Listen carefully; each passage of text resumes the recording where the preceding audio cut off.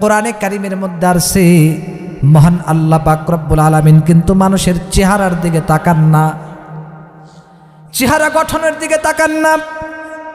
আমার আল্লাহ পাক রব্বুল আলামিন একমাত্র কেবলমাত্র শুধুমাত্র আমার আল্লাহ পাক রব্বুল আলামিন বান্দার কলবের দিকে চায়া রয়েছে। যার ঈমান যত সুন্দর ওই ব্যক্তিটা আমার আল্লাহর কাছে তত সুন্দর। সুবহানাল্লাহ কোন। যার নামাজ যত সুন্দর ওই ব্যক্তি আমার আল্লাহর কাছে তত সুন্দর। যার আমল যত সুন্দর ওই ব্যক্তি আমার আল্লাহর কাছে তত সুন্দর। যার আখলাক যত সুন্দর ওই ব্যক্তিটা আমার আল্লাহর কাছে তত সুন্দর। যার চরিত্র, যার আখলাক, যার আমল যত সুন্দর হবে ওই ব্যক্তিটাই আমি আমার আল্লাহর কাছে সবচাইতে বেশি সুন্দর। কিছু মানুষ দুনিয়ার মধ্যে, সমাজের মধ্যে আছে, চেহারা অনেক সুন্দর, মারাত্মক, কেবলমাত্র শুধুমাত্র অনেক সুন্দর, কিন্তু তার ভিতরে আমল নাই, ঈমান নাই। সমাজের ভিতরে বন্ধুরা আমার অনেক দাপটশীল, অনেক ক্ষমতা। কিতাবের মধ্যে আর সেই একজন ব্যক্তির টাকা আছে, কোটি কোটি টাকা। মনে করেন যাত্রাবাড়ি ঢাকা শহরে গুলশানে তার 10 তলা বিল্ডিং, 10টা বাড়ি আছে। দুবাইতে তার বাড়ি আছে, বিভিন্ন জায়গায় তার বাড়ি আছে। গাড়ি বাড়ির অভাব নাই, অট্টালিকার অভাব নাই, কোনো কিছুর অভাব নাই, অর্থনীতির অভাব নাই, ক্ষমতার অভাব নাই, অর্থনীতি অট্টালিকার অভাব নাই। কিন্তু ওই ব্যক্তি যদি নামাজ না পড়ে তাহলে ওই ব্যক্তিটা আমার আল্লাহর কাছে সবচাইতে জঘন্য, একেবারে নিম্নমানের খারাপ। আর যেই ব্যক্তিটার কাছে ঈমান অনেক সুন্দর, অনেক গরিব, বিচারার কাছে ঠিক মতো টাকা পয়সা নাই, খাওয়া ঠিক মতো জোটে না, দিন আইনা দিন খায়। শুধু তাই নয়, তার ঘরের ভিতরে একদিন চাউল থাকে আর একদিন চাউল থাকে না। শুধু তাই নয়, মনে করেন উস্কো খুস্কো চেহারা, সাধারণ জীবনযাপন করে। শুধু তাই নয়, ঘরের ভিতরে এমন একটা ঘর আছে যে ঘরের টিন দিয়ে বৃষ্টি আইলে বন্ধুরা আমার ওই বৃষ্টির ফোঁটাগুলা টিনের চাল দিয়ে বেয়ে বেয়ে পড়ে। ঘরটাও ঠিক মতো ভালো না, ঘর ভাঙ্গা, অর্থ নাই, কিছু নাই।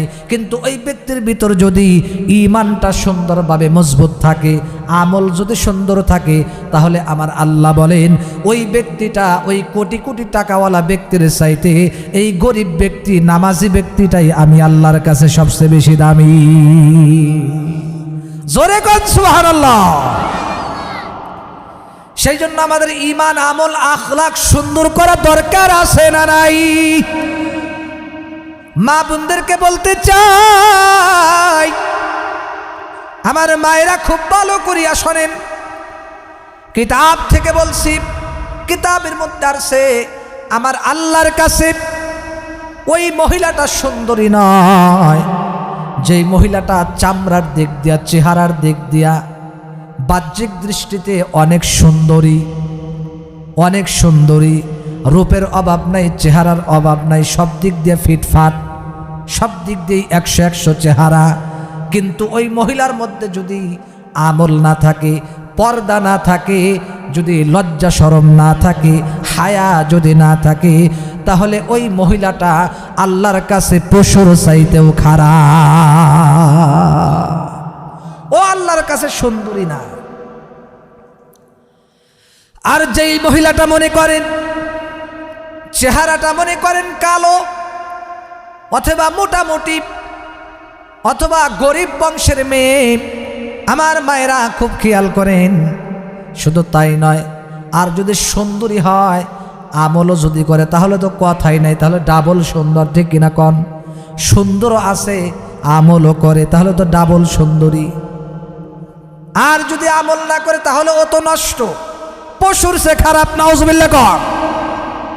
যেমন এলাকার মধ্যে যদি একটা গরু মারা যায় অথবা একটা কুকুর মারা যায় এলাকার মধ্যে, এই কুকুরটা যখন 2 দিন 4 দিন চলে যাবে, যখন এই কুকুরটা যখন 2 দিন 4 দিন বন্ধুরা আমার চলে যাবে, তখন বলেন তো দেখি, আপনাদের কাছে জানতে চাই, 2-4 দিন পরে এই কুকুর থেকে খুব সুঘ্রাণ বের হবে, সুঘ্রাণ বের হবে, গন্ধে থাকা যাবে?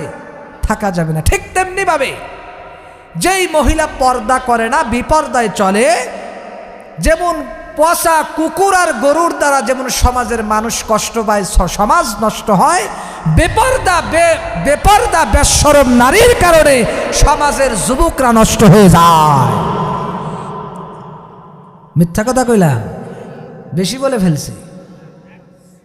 শুধু তাই নয় আমার মায়েরা, আর যেই মেয়েটা, যেই মহিলাটা চেহারা মোটামুটি আছে, কালো অথবা ফর্সা অথবা শ্যামলা অথবা গরিব মানুষের মেয়ে, ও বোন, ও মা, তোমাকে আমি বলছি, তোমার চেহারা সুন্দরী না থাকুক, চেহারা রূপ না থাকুক, কিন্তু তোমার যদি সুন্দরভাবে খাস পর্দা থাকে, স্বামীর খেদমত যদি তুমি ভালোভাবে করতে পারো, যদি সঠিকভাবে আল্লাহর হুকুম ফরজ পর্দাটা যদি ভালোভাবে যদি খাস পর্দা করতে পারো, পর্দায় যদি থাকতে পারো, শুধু তাই নয়, তুমি যদি ভালোভাবে আমল করতে পারো, 5 ওয়াক্ত নামাজ যদি পড়তে পারো, পর্দায় যদি থাকতে পারো, তাহলে তোমার মতো ওই মহিলাটা সুন্দরী বিপর্দা, ওই কি বলে আপনার ওই বেহায়া মহিলার চাইতে, বেনামাজি মহিলার চাইতে, ওই বেনামাজি সুন্দরী মহিলার চাইতে, ও বোন তোমাকে বলছি, তোমার চেহারা খারাপ কিন্তু তোমার আমল ঠিক আছে, তাহলে ওই সুন্দরী মহিলার চাইতে তোমার দামটা আমার আল্লাহর কাছে বেশি। যেই মহিলাটা রূপ বেশি সুন্দরী না, মোটামুটি, কিন্তু আমল ঠিক আছে, তাহলে ওই মহিলাটা আমার আল্লাহর কাছে ওই বেনামাজি সুন্দরী মেয়ের চাইতেও নামাজি অসুন্দরী মেয়েটাই আল্লাহর কাছে বেশি সুন্দর। সুবহানাল্লাহ জোরে কোন? সেই জন্য মা বোনদেরকে উল্লেখ করে বলবো, আমি বলতেছি না আপনাদের এলাকায় আপনারা পর্দা করেন না, আমি তা বলতেছি না, আমি আপনাদেরকে শুধু হাদিসটা শোনায় গেলাম। অতএব আপনাদেরকে বলতে চাই, যেহেতু কষ্ট করে মাহফিল শোনার জন্য আসছেন, আজকের থেকে আমার মাদেরকে বলবো, আর পর্দা ছাইরেন না, খাস পর্দা করবেন, স্বামীর খেদমত করবেন, 5 ওয়াক্ত নামাজ পড়বেন, ইসলামের হুকুম অনুযায়ী চলবেন, ইসলাম অনুযায়ী চলবেন, তাহলে ইজ্জত সম্মান বাড়িয়ে দিবে কে? মেয়েরা যত পর্দা করবে, যত আড়ালে থাকবে, আমার আল্লাহ মহিলাদের সম্মান তত বাড়ায় দিবে। সুবহানাল্লাহ। হযরত বেলাল রাদিয়াল্লাহু তাআলা আনহু যে কথা বলতেছিলাম, খেয়াল করিয়া শোনেন। ঈমান আর আমল যদি সুন্দর হয়, তাহলে ওই ব্যক্তিটা আমার আল্লাহর কাছে কত প্রিয় হয়, জানা দরকার আছে না নাই? বলেন আরো জোরে কোন, জানা দরকার আছে না নাই? লা ইলাহা ইল্লাল্লাহ, লা ইলাহা ইল্লাল্লাহ।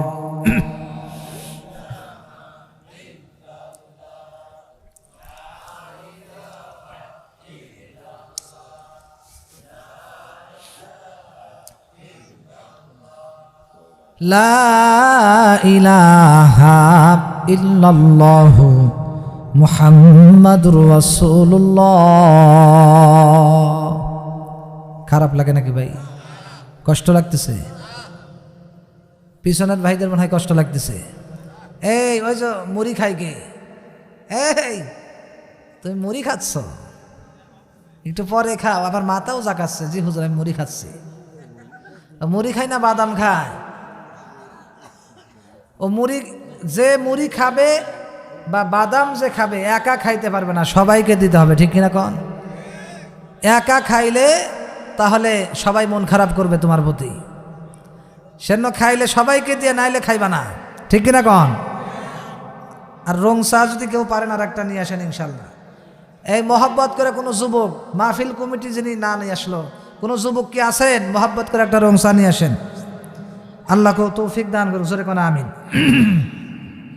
খুব খেয়াল করেন, সেজন্য আমাদের ঈমান, হিদায়াত, এটা অনেক বড় একটা সম্পদ।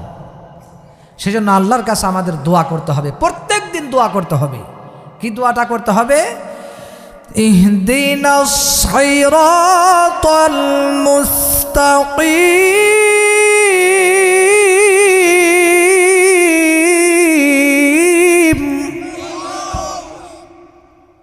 প্রতিদিন আল্লাহ পাকের কাছে আমাদের কি করতে হবে?